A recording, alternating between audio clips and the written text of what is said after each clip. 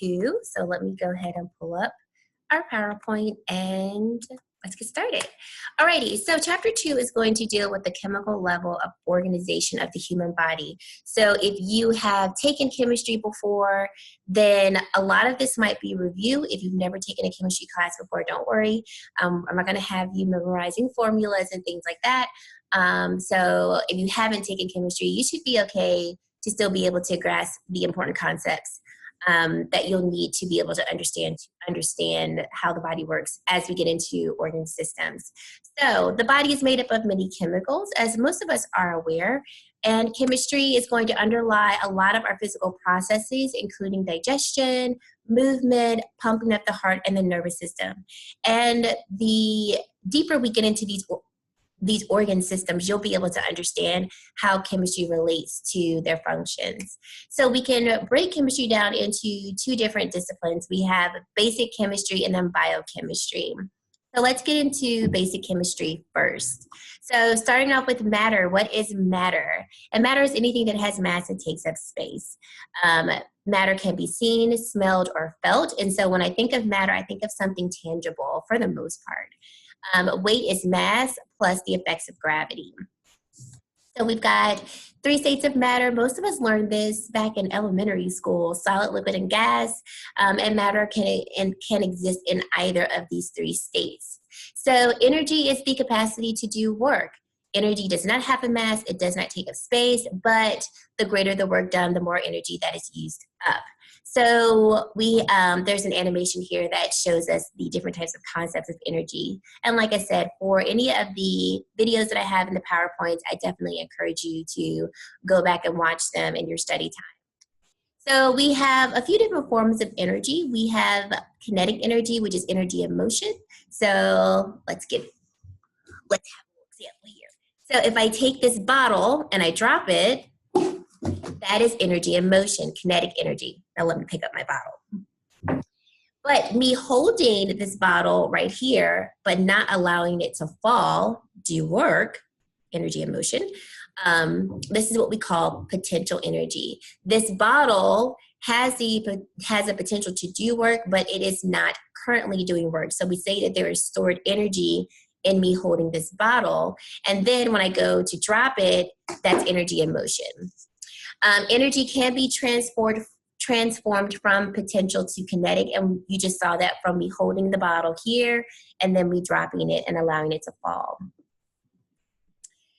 Some other forms of energy that we will talk about in this chapter, we have chemical energy. And so when you think of chemical energy, think of energy stored in the chemical bonds that are going to hold atoms and molecules together. Electrical energy is going to result from movement of charged particles. So think of ions moving across the cell membrane.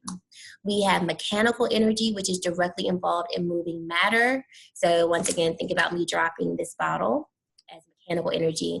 And then radiant or electromagnetic energy. This is going to be energy traveling in waves. So think of heat waves, visible light, UV light, X-rays, things like that.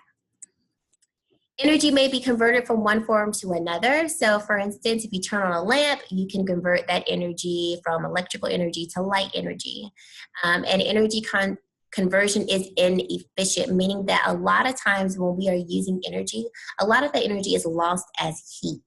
I remember when I was teaching in an environmental biology class, we were talking about the incandescent light bulbs, so your traditional light bulbs, before we had energy efficient light bulbs. And the textbook that we were using stated that it was only 10% of the entire energy that was put into that light bulb that was actually used to light the bulb. The other 90% of that energy was just lost as heat. And so a lot of times when we transfer energy from one form to another, the majority of that energy transfer is being lost as heat. And the very small amount of that energy is really doing the work to produce whatever product that we need. Okay, so how do we start to build chemicals? How do we start that process? And we start off with atoms and elements. So all matter is going to be composed of elements. And think of the periodic table, the one that some of us had to memorize. Some of us have had the luxury of not having to memorize it. But the periodic table is going to show us all of the elements that we are aware of in nature. Those elements are going to be composed of atoms. So we have 4 elements that make up roughly 96% of our bodies. We have carbon, oxygen, hydrogen, and nitrogen. And these are the 4 common elements that you'll consistently see throughout A&P 1 and 2. There's a couple others that we'll throw in there, but those are the common elements that make up the human body. So like I said, all elements are composed of atoms. Atoms are the smallest stable units of matter. I had one student tell me like, oh, there's units of matter that are smaller than atoms. And I was like, you're right, but they're not stable. So atoms are the smallest stable units of matter, and we're able to put atoms together to form elements, and we're able to put elements together to form molecules and compounds. So we'll see that as we progress through this chapter. So the atomic symbol is a 1 or 2 letter chemical shorthand for each element. So for example, if we are talking about oxygen, you'll commonly just see O for oxygen, or C for carbon, CH4 for methane, and so forth. All right, so table 2.1 in your textbook is going to give you the common elements that compose the human body. We already talked about them before. I'm not going to require you to memorize these. I'm not going to put this on the test for you to have to remember, but you will consistently see these elements throughout future chapters. And then the elements that you see here are the common elements, other common elements that you find that may not necessarily make up the human body, but we consistently see them as essential elements to drive our physiological processes that we have in the human body. So how are atoms composed? Atoms are composed of 3 subatomic particles: protons, neutrons, and electrons. Protons have a positive charge, neutrons have no charge, and electrons have a negative charge. So we are looking at the structure of an atom. And so I thought I had a picture after this, and I don't. So the number of positive protons is going to be balanced by the number of negative electrons. So when you're looking at an element and you look at the atomic number, which we'll get into that in just a moment, if the atomic number is 6, then we know that we have 6 protons, we have 6 neutrons, and we're also going to have 6 electrons. The protons and the neutrons are found in the nucleus of the atom, and then the electrons are going to orbit the nucleus. So we say that the electrons orbit the nucleus on this invisible electron shell. All right, and we'll get back into this model of orbits in just a minute. So here we have a diagram showing us the structure of an atom.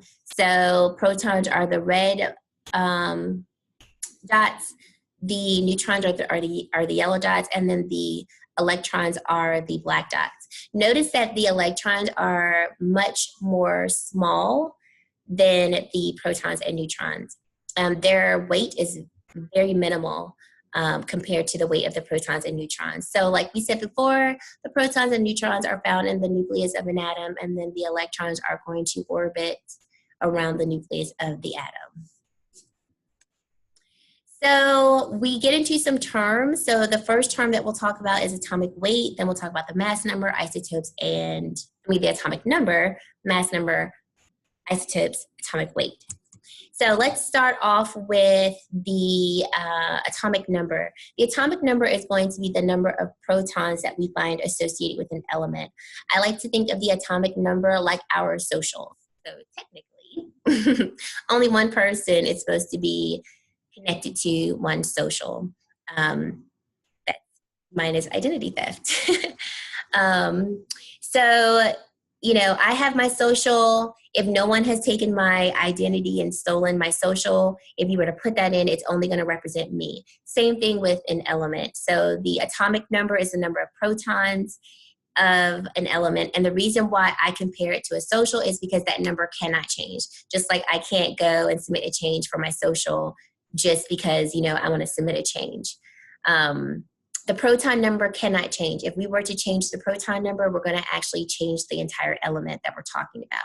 So here we have 3 different elements, and notice that the proton number is different amongst all 3. We have 1, 2, and 3.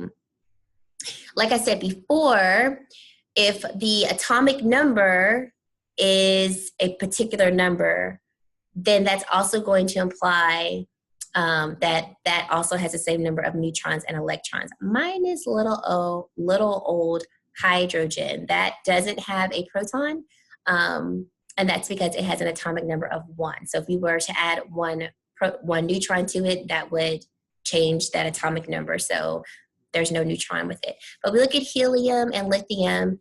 Helium has an atomic number of 2, so we see 2 protons, 2 neutrons, 2 electrons. Lithium has an atomic number of 3, 3 protons, 3 neutrons, and 3 electrons. Alrighty, the mass number is going to be the total of protons and neutrons that we find associated with an element. So the mass number obviously is going to be a little higher. So for instance, the mass number for helium is going to be what?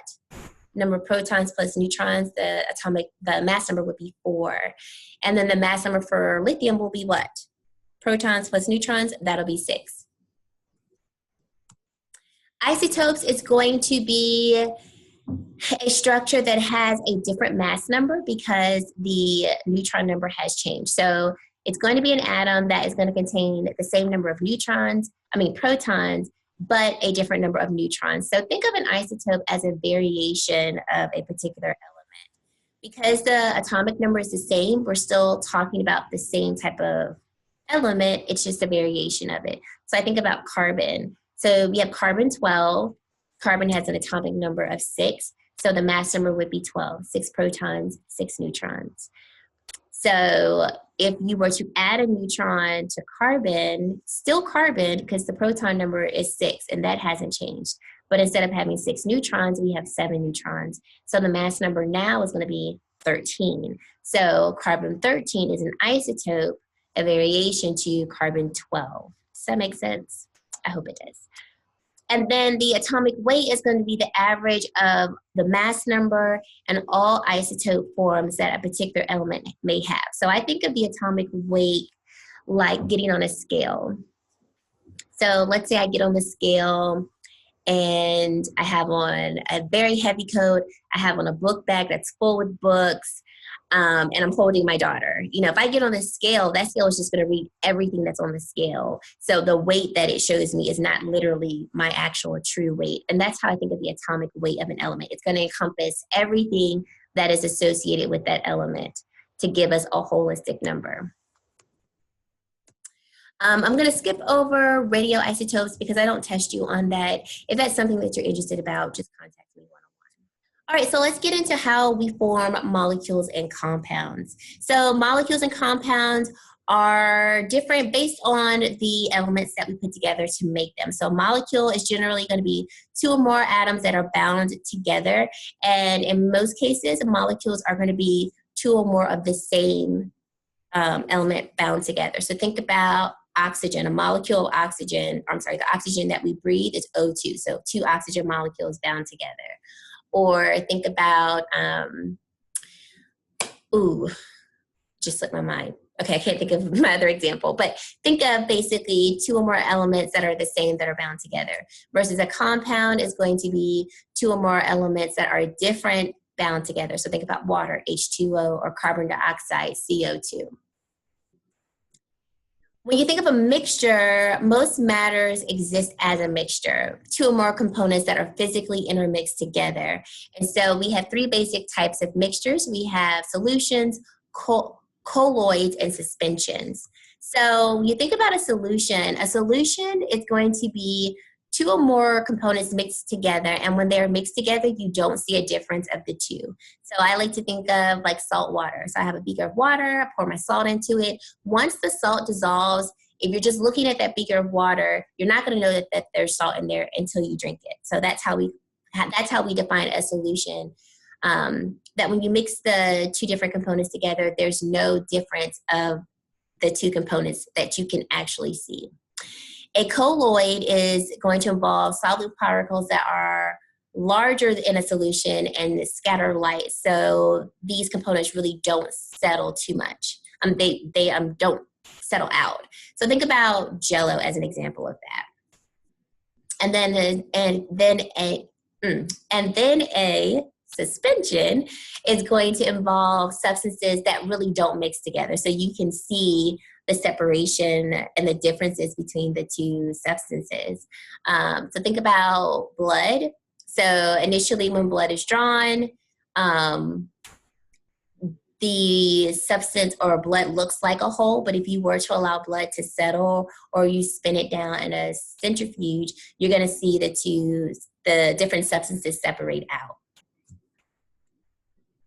All right, when we're talking about a solution, because that's mostly what we'll talk about progressing on into other chapters. We can break a solution up into two different parts. We have the solvent, which is going to be the liquid medium that substances would dissolve in. And in most cases, when we're talking about the body, it's going to be water. And then a solute is going to be the substance that will be dissolved in the solute. And a lot of times that solute is going to be some type of matter. So think about blood sugar, think about salt, ions, calcium, things like that. Alrighty, I'm going to skip over these because I'm not going to test you on that, and I don't want to spend a lot of time talking about something that I'm not going to test you on, so we're just going to move forward. On to chemical bonds. So we've talked about matter, energy, atoms, and how atoms come together to make elements, and then we can bring elements together to make molecules and compounds. So how do we go from molecules and compounds, or I should say, how do we bring those molecules and compounds together? And that's through chemical bonds. So chemical bonds are energy relationships between electrons of reacting atoms. And we talked about the subatomic particles, protons, neutrons, and electrons.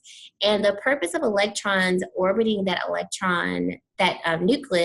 nucleus is because we need the binding parts of an atom or an element to be exposed so we can actually bind molecules and compounds together.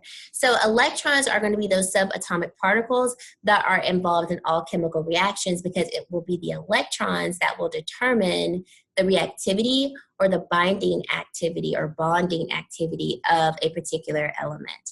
So for instance, actually, let's talk about this and then I'll go into my example. So to understand how reactive a particular element might be, we have to understand how electrons position themselves in orbiting the nucleus of an atom.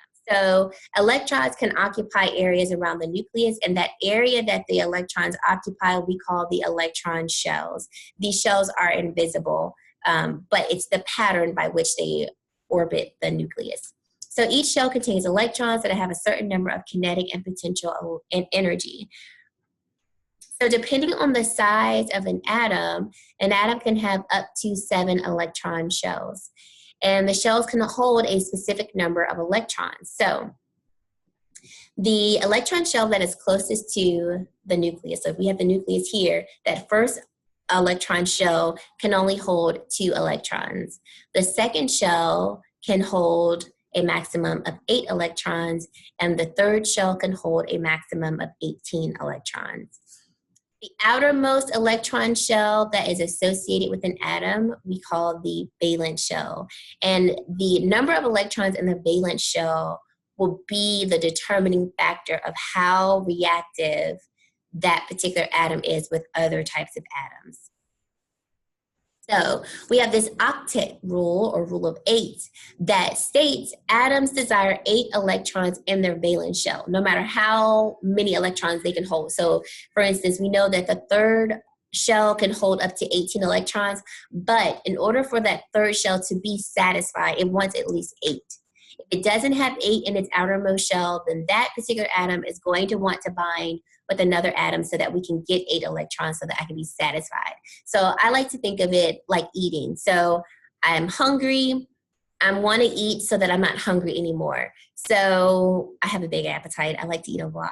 So if I'm really hungry and you just pass me, a piece of bread, I'm like, I want some more. You know, if I want a meal, I want to eat a meal. So if I just eat a little salad, a piece of bread, I'm still going to be hungry. I'm still going to want to reach out and get more food. So in this case, atoms desire a minimum of 8 electrons in their outermost shell outside of the first shell, because remember the first shell can only hold 2 to be satisfied. If there are not 8 electrons in its outermost shell, then that atom is going to bind with another atom so that the outermost shell can be full. We do have some noble gases that have full electron shells as their outermost shell. So we think about neon. So neon has an atomic number of 10. So if its first shell can only hold 2, then there's 8 electrons in its outermost shell. And in that case, that particular element does not need to bind with any other type of element because its outermost shell is already full. All right, and so here we have the example of that too. So these two gases, their outermost shells are already full, and so we call them inert gases because they're not going to react with another type of element because their outermost shells are full. So remember the first shell that surrounds the nucleus that we see here can only hold 2. So with this particular element, its outermost shell has 2 electrons. That's the maximum number of electrons it can hold, so it's satisfied. And just like with neon, the first 2 shell holds 2, and because its atomic number is 10, that leaves us with 8 electrons in the valence shell, the outermost shell. It's full, no need to react. But these elements here are examples of elements whose outermost shell are not full, and they are going to want to react with other types of atoms or other types of elements. So we've got carbon. I like carbon because my name starts with a C and carbon starts with a C. I know I like it. So carbon has an atomic number of 6. So its first shell will hold 2 electrons. And since the atomic number is 6, we know that we have 6 electrons. So if the first shell holds 2 electrons, then our second shell will hold 4, which means technically carbon needs another 4 electrons for its outermost shell to be full. So carbon is actually the most reactive element that we have in nature because its outermost shell can take in 4 more electrons. We see with oxygen, its outermost shell has 6. So it needs 2 more electrons to be full. Sodium's outermost shell actually only has 1, so it needs 7 more electrons to be satisfied. So we have 3 types of chemical bonds that will allow elements to come together and bond in such a way that those outermost shells can be full and satisfied. So ionic bonds will be the first type of bond that we'll talk about. We call this bond ionic bonds because we form ions, which are basically just going to be atoms that have gained or lost electrons. So they're atoms with a charge. And once we form these opposite charged atoms, opposites attract, and we form a bond.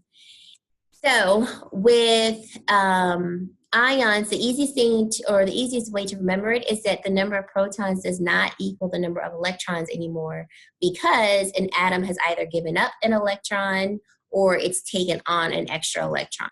So with ionic bonding, one atom is actually going to give up an electron, and then one atom is going to take an electron. So if I take on an extra electron, that means I'm going to have more of a negative charge, and I can specifically be called an anion. If I give up an electron, that means I'm going to have less electrons than protons, so I'll take on more of a positive charge, and I'm going to be called a cation. So once we form an anion and a cation, they now have positive charge, negative charge, opposite charges attract, and we can form an ionic bond.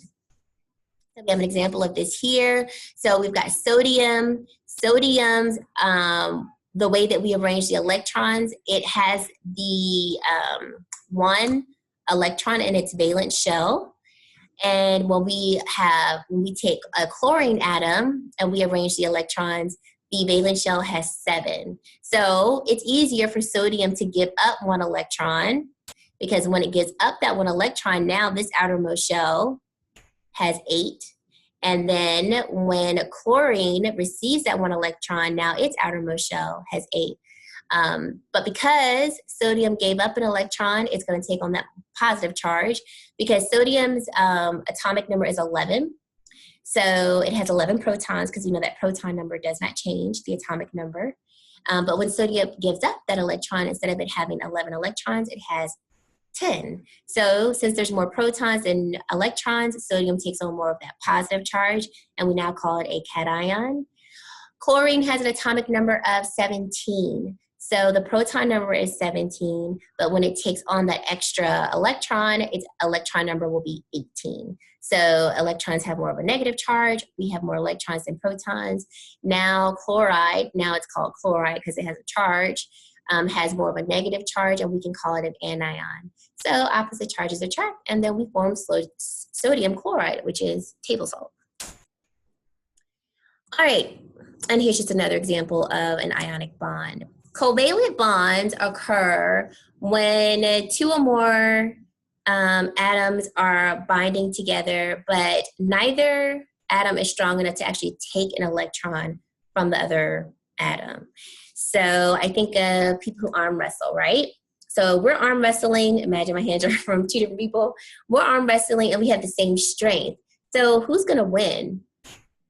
Nobody. If we have the same strength, we're just going to kind of just keep going back and forth like this. But no one's going to actually win this arm wrestling match because we have similar strengths. Situation with a covalent bond. So instead of, you know, us trying to take an electron and give up an electron, let's just share pairs of electrons. And then the pairs of electrons will spend some time with you, then they'll spend some time with me, and that's how we can satisfy that valence shell and having 8 electrons. So covalent bonds, like I said, are formed by sharing 2 or more pairs of electrons. Excuse me. We can share these pairs of electrons equally, or we can share them unequally. So here we have an example. Let's see. Here we go. So nitrogen gas is going to be N3. So I mean N2. So we have 2 nitrogen atoms binding together. Because these 2 are going to be the same type of atoms, the way that they're going to satisfy their outer shell is they're going to share 3 different pairs of electrons. So we see them sharing these pairs of electrons, and so these pairs will spend equal times with this molecule and then equal times with this molecule. When we share pairs of electrons equally, we say that we have formed a non-polar covalent bond.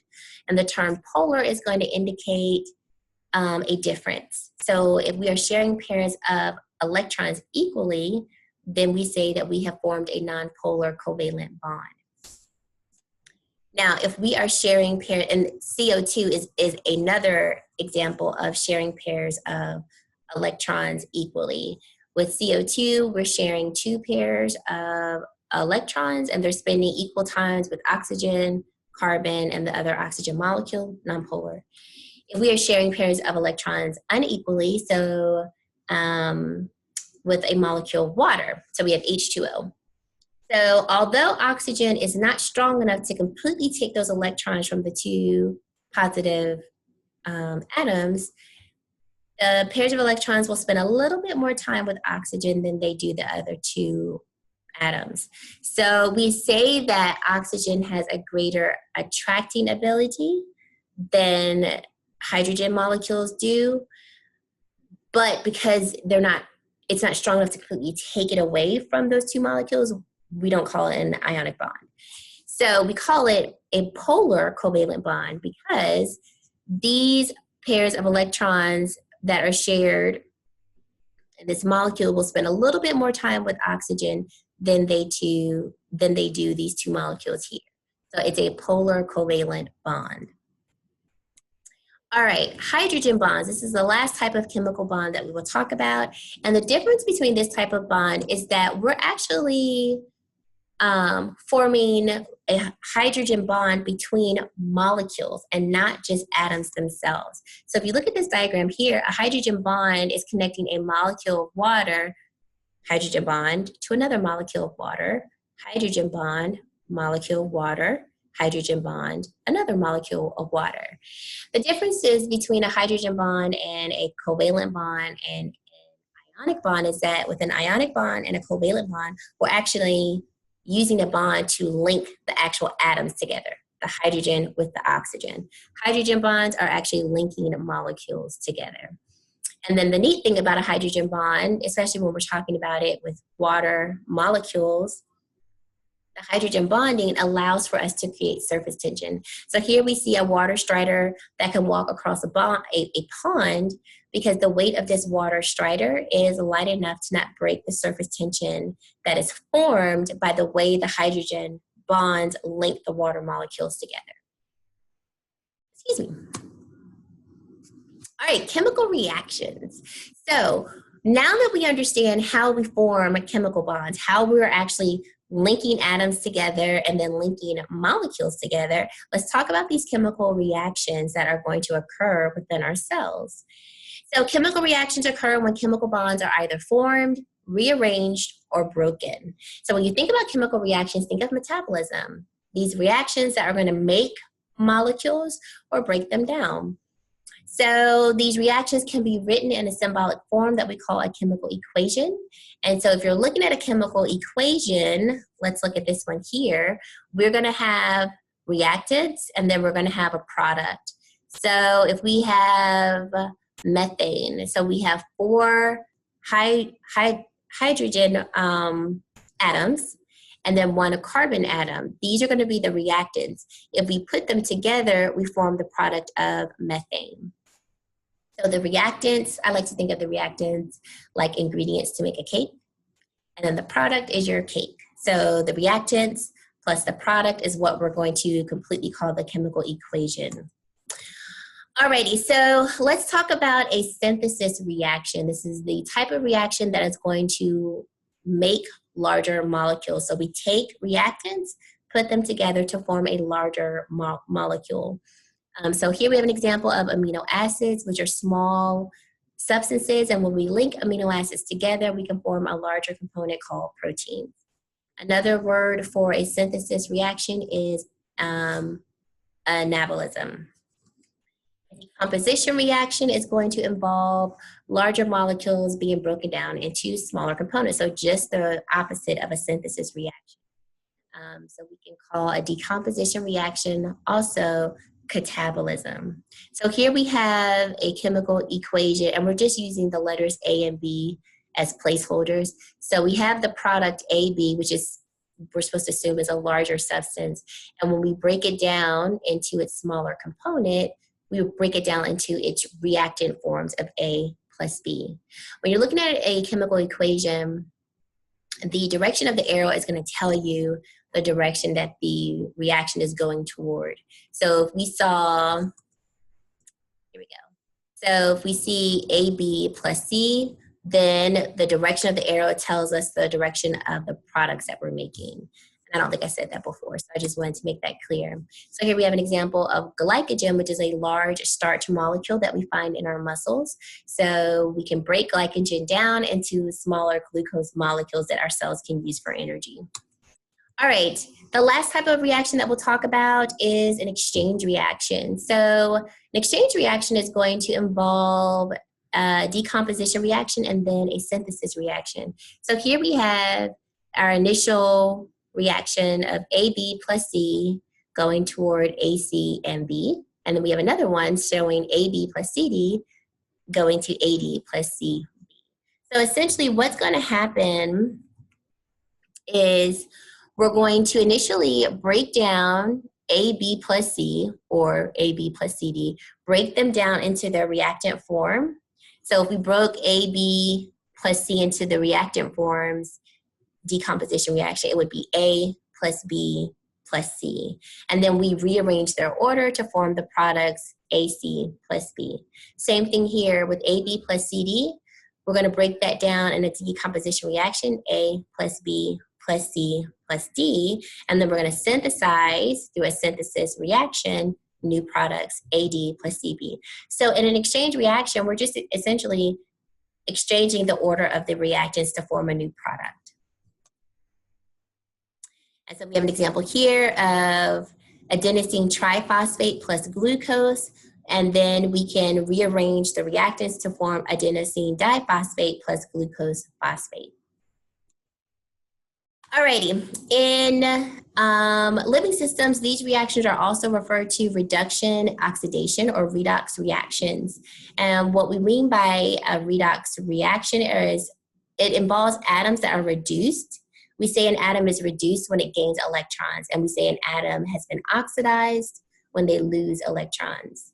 When I was learning this, these terms just never made sense to me. I was like, it never made sense to me. I memorized it, but it never made sense to me. Like I said, it's the world of science. So for example, we have this reaction involving glucose and oxygen.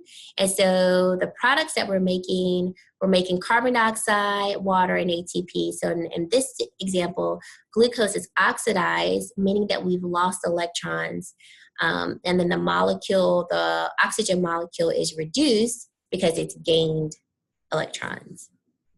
For this particular section, I just want you to know what the terms mean. I'm not going to require you to look at an equation and tell me what part of it has been reduced or oxidized. I just want you to know what those terms mean.